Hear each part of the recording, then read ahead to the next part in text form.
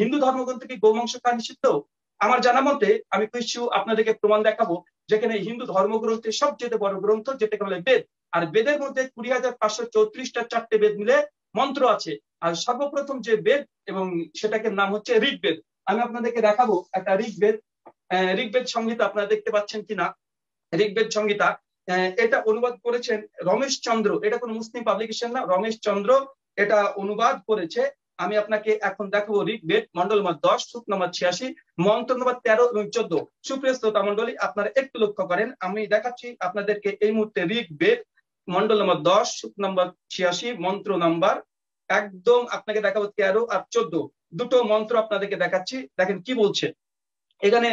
দেবতা ইন্দ্র তিনি গৌমাংস খেতেন, একদম স্পষ্ট প্রমাণ। দেখেন এখানে বলছে, বিষভর তপবনীতে তুমি ধনশীল হইলে উৎকৃষ্ট এবং আমার সুন্দরী পুত্রবধূ, তোমার বৃষ দিগকে ইন্দ্র ভক্ষণ করুক। বৃষ মানে গরু, তোমার গরুগুলোকে ভক্ষণ করুক কে? ইন্দ্র।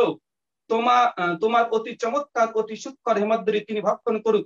ইন্দ্র সকলে শ্রেষ্ঠ, আমার জন্ম 15 এবং এমনকি 20 মানে 20খানা বৃষ মানে গরু পাক করিয়া, পাক মানে রান্না, সবাই জানেন পাক করিয়া দাও, আমি খেয়ে শরীর তুষ্ট করি, মানে মোটা করি, মানে স্থূল করি। এটা স্পষ্ট ঋগ্বেদ। সুপ্রিয় শ্রোতা মণ্ডলী, আপনারা যদি দেখতে চান আমি এখানে দেখাতে পারি, দেখেন এখানে দাগানো আছে, পরবর্তী সময়ে আপনারা দেখে নিতে পারবেন। ঋগ্বেদ মন্ডল নম্বর 10 সূক্ত নম্বর 86 মন্ত্র নম্বর 13 এবং 14, দুটো মন্ত্রে দেবতা ইন্দ্র তিনি বলছেন, আমাকে তুমি বৃষ 20খানা গরু জবাই করে রান্না করে দাও, আমি খেয়ে আমার শরীরটাকে মোটা করি। স্পষ্ট বেদ থেকে প্রমাণ। বেদের আরেকটা মন্ত্র দেখেন, আমি দেখাচ্ছি ঋগ্বেদ মন্ডল নম্বর 10 সূক্ত নম্বর 29 মন্ত্র নম্বর 3। এখানে কি বলছে?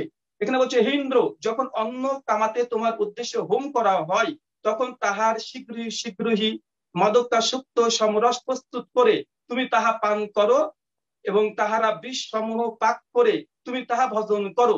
স্পষ্ট ভাবে এখানে বৃষ তথা গরুর মাংস ভজন করার কথা বলা হচ্ছে দেবতা ইন্দ্রকে। প্রমাণ নাম্বার 3, এটা আমরা দেখাচ্ছি এবার ঋগ্বেদ মন্ডল নম্বর 10 সূক্ত নম্বর 27 এবং শ্লোক নাম্বার তথা মন্ত্র নাম্বার 2। এখানে বলা হচ্ছে, আমি যখন তাহাদিগকে সঙ্গে যুদ্ধ করিতে যাই, তখন ইন্দ্র তোমার নিমিত্তে পুরোহিত দিগর সহিত এক স্থলে বৃষ পাক করিয়া, দেখেন যখন যুদ্ধ করতে যেতেন সেই সময় বৃষ তথা গরুকে জবাই করে মানে পাক করে রান্না করে 15 তিথিতে, প্রত্যেক তিথিতে সমরস প্রস্তুত করিয়া থাকি। মানে আমি বেদ থেকে 3টে প্রমাণ দেখালাম ঋগ্বেদ থেকে, যেখানে ইন্দ্র স্বয়ং গৌ মাংস ভক্ষণ করতো এবং তিনি বলছেন, আমাকে তুমি গরু মাংস দাও যেন খেয়ে আমি তুষ্ট হতে পারি, আমি মোটা হতে পারি। এবং যুদ্ধে যাওয়ার আগে তিনি এই কাজটা করতেন। আমি 3টে মন্ত্র দেখালাম। হিন্দু ধর্মগ্রন্থের দ্বিতীয় একটা গ্রন্থ আছে, আপনারা অনেকে জানেন, সেটার নাম হচ্ছে ঔপনিষদ। এই উপনিষদ কোন মুসলিম থেকে প্রকাশনী না, এর কালীকন্দন অবধূত হচ্ছে অনুবাদ করেছেন। এটা আমি যেটা দেখাবো বৃহদারণ্যক উপনিষদ, মূল উপনিষদের মধ্যে একটা আছে বৃহদারণ্যক উপনিষদ। এখানে আমি আপনাকে দেখাবো যে 6ষ্ঠ অধ্যায় 4র্থ ব্রাহ্মণের একদম 18 নম্বর শ্লোক। সেখানে বলা হচ্ছে, যদি আপনি একটা সুন্দর বুদ্ধিমান সন্তান পেতে চান, তো এখানে উপনিষদ বলছে অবশ্যই তাহলে কি করণীয়, আপনাকে করতে হবে একটা ইয়াং গরু, মানে একটা যুবক, মানে আপনার যে গরুটাকে বলা হয় মানে খুব বয়স্ক না, এমন গরুকে জবাই করে মাংস খেয়ে স্বামী স্ত্রী যদি একত্রিত ফিজিক্যাল রিলেশন করে, তাহলে একটা খুব সুন্দর মোটা পুষ্ট বুদ্ধিমান সন্তান হবে। মানে উপনিষদ অনুসারে দেখতে পাচ্ছেন আমি দাগানো আছে এখানে, উপনিষদ অনুসারে আপনি যদি সন্তান পেতে চান, বুদ্ধিমান সন্তান, আপনাকে গরু মাংস জবাই করে স্বামী স্ত্রীকে সহবাস করতে হবে, তাহলে আপনার এই জিনিসটা আপনি পাবেন। এখানে স্পষ্ট প্রমাণিত আছে। তার মানে আমি 4টে প্রমাণ দেখালাম, একটা বেদ থেকে, একটা উপনিষদ থেকে। পঞ্চম প্রমাণ আমার জন্য সেটা হচ্ছে সুশ্রীত সংহিতা। সুশ্রীত সংহিতা এটা স্মৃতিশাস্ত্রের মধ্যে অন্তর্ভুক্ত বলে অনেকে দাবি করে। পণ্ডিত মহেন্দ্র পাল আরিয়া মানতে চাইলে মানতে পারে, না মানতে চাইলে না মানতে পারে।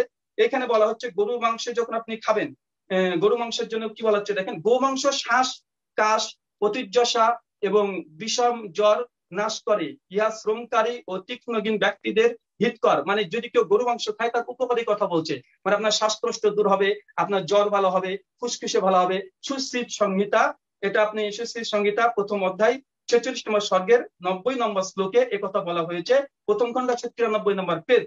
আমার 6 নম্বর প্রমাণ এটা হচ্ছে ঊনবিংশ সংহিতা। এই ঊনবিংশ সংহিতার মধ্যে অনেক জায়গাতে গরু মাংস খাওয়ার কথা বলা হয়েছে। দেখেন আমি দেখাচ্ছি, যদি আপনি সন্তান লাভ করতে চান, সন্তান লাভ করতে চাইলে নীল কালারের গরুর মাংস জবাই করে খেতে বলছে। আমি এখানে আপনাদেরকে মানে শব্দ দেখাতে পারবো না। ঊনবিংশ সংহিতার মধ্যে এটা হচ্ছে ঐত্রী সংহিতা শ্লোক নাম্বার হচ্ছে 55-তে বলা হচ্ছে যদি আপনি সন্তান পেতে চান নীল বর্ণের আপনাকে গরুকে জবাই করে খেলে আপনার একটা খুব বুদ্ধিমান সন্তান জন্মগ্রহণ হবে। আরো একটা আপনাকে দেখাই, সুপ্রিয় শ্রোতা মন্ডলী, আমি 6 নম্বর প্রমাণ দেখলাম।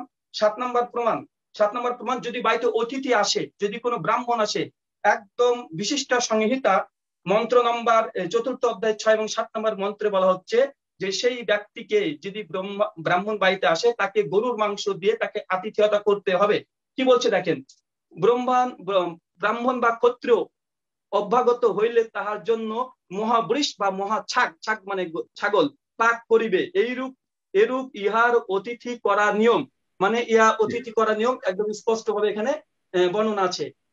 তার মানে বোঝা গেল এখানে বিশিষ্ট সংহিতাতে যদি অতিথি বাড়িতে আসে, ব্রাহ্মণ অতিথি যদি আসে, কোন আচার্য আসে, তাকে গরুর মাংস জবাই করে খাওয়াতে হবে, এটি অতিথি করার নিয়ম। এটা আমি বিশিষ্ট সংহিতা থেকে দেখালাম এবং অত্রি সংহিতা থেকে আমি দেখালাম এবং সুশ্রী সংহিতা থেকে দেখালাম।